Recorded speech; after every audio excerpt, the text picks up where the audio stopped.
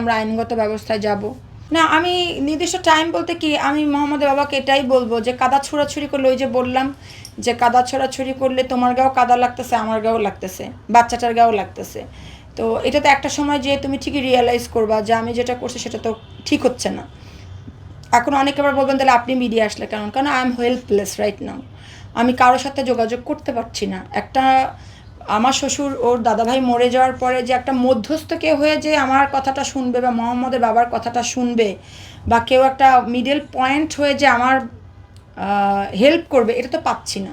যেমন আমার বাচ্চার স্কুলের জুতা ছিঁড়ে গেছে, এটার জন্য মনে হয় 200 বার ফোন করা হয়ে গেছে, মেসেজ করতে করতে মুখ ব্যথা হয়ে গেছে যে বাচ্চার স্কুলের জুতা লাগবে। এটা কিন্তু আমাকে দেওয়ার কথা না। আমাকে কিন্তু এই বাচ্চার স্কুলের খরচটা কিন্তু আমাকে দেয় না, এটা অফিস থেকে দেওয়ার করা। ওর বাবাই ওইভাবে আমার সাথে বসে ওইভাবেই বলছে যে তোমার যদি কোনো হেলথ ইস্যু হয়, মোহাম্মদের জন্য আমি ক্লিয়ারলি বলছি, যারা অপর পাশে আছেন অনেক কোয়েশ্চেন থাকতে পারে, সে যখন মামলাগুলো তোলার জন্য আমাকে বরিশাল থেকে ঢাকা নিয়ে আসতে চায়, সে ক্লিয়ারলি আমাদেরকে বলেছে বাসা খরচ, বাসা ভাড়া, মুহাম্মাদের স্কুল, আমার ট্রিটমেন্টের টাকা, আমি যদি কখনো অসুস্থ হই, মুহাম্মাদের ট্রিটমেন্টের টাকা, মোহাম্মদ যদি কখনো অসুস্থ হয়, মুহাম্মাদের KFC থেকে, মুহাম্মাদের যদি কোনো খাবার খেতে ইচ্ছে করে বাইরে থেকে, বাসার বাইরে থেকে, সেটা, আমার যদি কোনো পার্লারের খরচ লাগে, বা আমি যদি একটা শপিং করতে চাই, বা এভরিথিং সে বিয়ার করবে। ওভাবেই কথা বলে সে নিয়ে আসছে। সে নিজেই বলছে আমার কিছু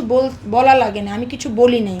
সে নিজ থেকেই বলছে আমি তোমার এভরিথিং বিয়ার করব, এবং যেহেতু তোমার বাবা নাই, তোমার সাথে একটা ইনজাস্টিস করছে আমার ফ্যামিলি ডিভোর্স দিয়ে, হ্যাঁ, এখন সেটা তো আর ঠিক করা পসিবল না। I am married right now, so আমি তোমার আর মোহাম্মদের সব কিছু সুন্দর করে বিয়ার করবো, তুমি ছেলেটাকে সুন্দর মতো মানুষ করো, না দিয়ে তুমি মামলাগুলো উঠাও। তখন আমি ঢাকা এসে মামলাগুলো তুললাম, আমাকে বাসা ভাড়া করে দিল। আমি তো আবারও বলছি 3-4 মাস সুন্দর মতো দিছে। মামলাগুলো পর্যায়ক্রমে ওঠার পরে মোহাম্মদের বাবা জিনিসটা না করলেও ওনার পিএস যে তন্ময়, হয়তো উনি করতেছে, কেউ তো একটা কিছু করতেছে, নাহলে আমি কেন মিডিয়াতে বারবার এক কথা বলবো বলেন? আর যে নীরব ভাইয়ের ওখানেও এক কথা, কালের কণ্ঠতে বসে সেখানেও এক কথা।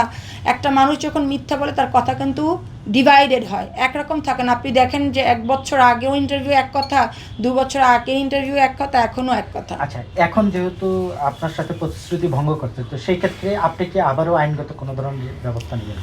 হ্যাঁ, যেহেতু আপনারা মিডিয়া ভাইরা আছেন, মোহাম্মদের মামা হয়ে আপনারা কাজ করতেছেন, অনেকের ধারণা আমি নাকি মিডিয়াকে টাকা খাওয়াই কাজ করাচ্ছি। কালকেও একজন প্রশ্ন করেছে আমাকে, আপনি কত টাকা দিছেন?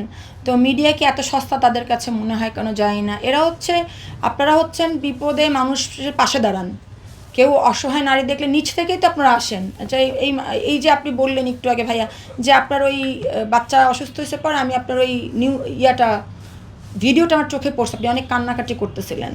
ওরকম করেই সব মানুষের চোখে আমি পড়ছি। হ্যাঁ, মোহাম্মদ যখন খুব সিরিয়াসলি অসুস্থ হয়েছে, মোহাম্মদকে মুসলমানি আমি একা করাইছি, ওর বাবা ঢাকা ছিল, হসপিটাল দেখতে যায় না। মোহাম্মদ এর আগে এই যে দেখেন গলার নিচে একটা টিউমার হয়েছিল, এটা ডাক্তার কিন্তু আপনার প্রথমে বলেছিল যে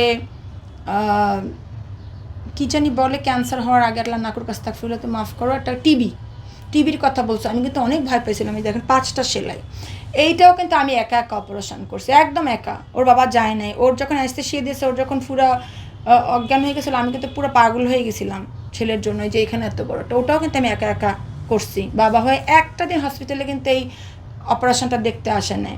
তারপরে এই যে মাঝখানে যে ও খুব অসুস্থ হলো, খিচুনি উঠে একদম নীলবর্ণ হয়ে বাঁকা হয়ে গেছিলো, মুখ চুকি ফেনা বেরোছিলো, ডাক্তার তো বসলেই বাঁচবে না, তখনও কিন্তু ওর বাবা এসে যোগাযোগ করে না। তো এগুলো একটু আমার তো কষ্ট লাগে যে ওর বাবা একটু এসে দেখবে না, ওনারও তো সন্তান, একা তো আমার না, তাই না? তো এই জিনিসগুলোই যখন আমি ওনাকে বলি যে এই জিনিসগুলো তো হবার কথা ছিল না, তুমি তো ওই প্রতিশ্রুতি দিয়ে আমাকে আনো নাই। এখন আপনি কি করতে চাচ্ছেন যে প্রতিশ্রুতি?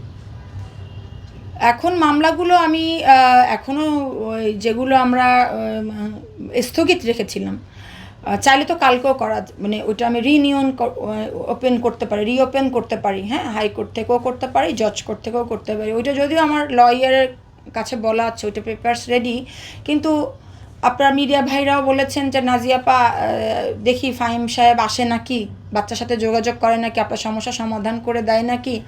আবার আমার লয়ারও বলেছে মামলা করলে তো আবার করাই যায়, আপনি দেখেন যে ফাহিম সাহেব মোহাম্মদের খোঁজ নেয় কিনা, বা আপনার এই সমস্যাটা সমাধান করে কিনা।